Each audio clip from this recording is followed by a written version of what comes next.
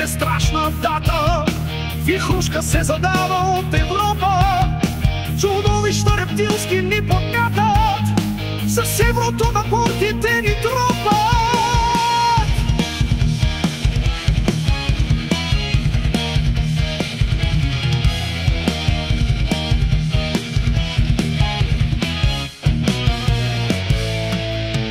Ръцете си косматите протягат към българския силен лев и мачка. Вековната ни чест с мощна тяга ни тикат вода, плюйте ги храчки.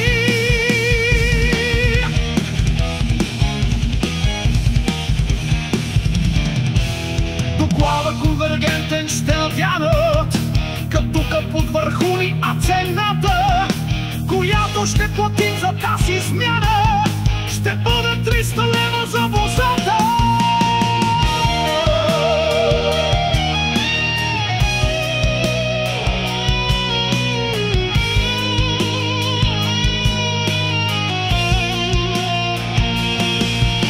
Към шика да си бием незабавно, пред парламента всички да покажем, че сме над сороската мръсна плява, от тук да си събират я багажа.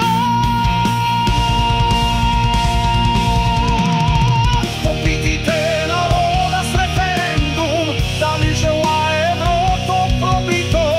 Отдадохте страната под аренда, злодеи гнусни нямате насита.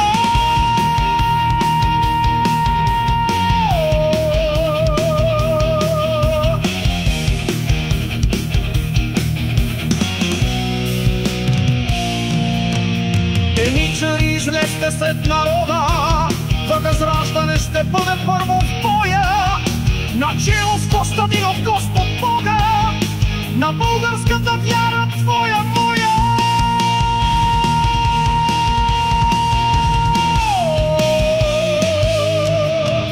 Копейкин го нарекоха Серсеми, излъгаха, че имал къса пишка, не можел да мъндръсва, а поемал, просъспаха езиците мръснишки.